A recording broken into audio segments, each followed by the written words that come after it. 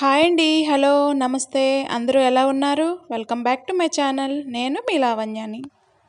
చూశారు కదండీ, ఈరోజు ఒక పన్నీర్ రెసిపీతో మీ ముందుకు వచ్చేసానండి. అదేనండి పన్నీర్ పాన్ ఫ్రై. ఈ వీడియోను చూసే ముందు మన ఛానల్ని ఎవరైనా సబ్స్క్రైబ్ చేసుకోకపోతే సబ్స్క్రైబ్ చేసుకోండి. కింద లైక్ బటన్ ఉంటుంది, లైక్ చేసుకోండి.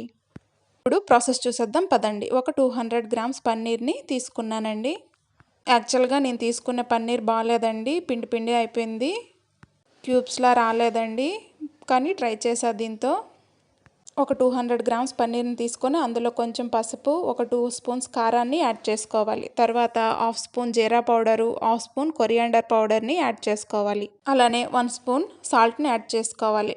అలానే గరం మసాలాని 1/2 స్పూన్ యాడ్ చేసుకోవాలి. అల్లం వెల్లుల్లి పేస్ట్ని ఒక 1/2 స్పూన్ యాడ్ చేసుకోవాలి. కొంచెం ఆయిల్ని యాడ్ చేసుకొని వీటిని ముక్క ఇరగకుండా బాగా మిక్స్ చేసుకోవాలి. చూడండి, ఈ విధంగా మిక్స్ చేసుకున్నాక మనం పెరుగుని యాడ్ చేసుకోవాలండి. పెరుగు పన్నీర్ ముక్క ములిగే వరకు యాడ్ చేసుకోవాలి. బాగా మిక్స్ చేసుకోవాలి. ఇప్పుడు దీన్ని మనం వీలైనంత వరకు గంట, హాఫ్ అన్ అవర్ అలా పక్కన పెట్టుకోవాలండి. ఒక 1 అవర్ తర్వాత మనం ఫ్రై చేసుకునే ముందు కొంచెం కరివేపాకు, ఒక 2 స్పూన్స్ సూజీ రవ్వని, బొంబాయి రవ్వని యాడ్ చేసుకోవాలండి.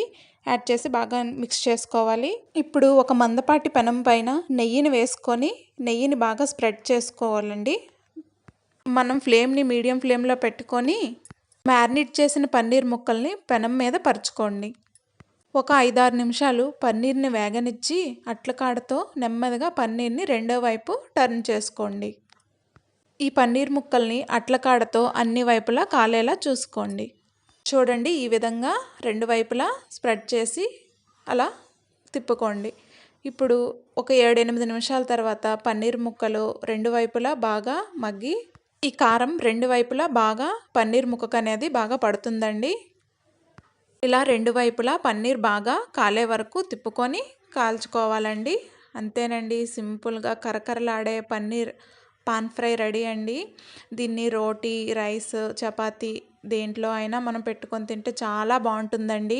కానీ ఈ పన్నీర్ని నేను ఇంట్లో ప్రిపేర్ చేశానండి, అందుకే ఎగ్ బుర్జీలో ఇలా విడివిడిగా వచ్చింది. మీరు మార్కెట్లో తెచ్చి పన్నీర్ని ట్రై చేయండి, చాలా బాగుంటుంది. కానీ టేస్ట్ అయితే మాత్రం చాలా బాగా వచ్చిందండి. మీరు కూడా ఒకసారి ఇలా ట్రై చేయండి.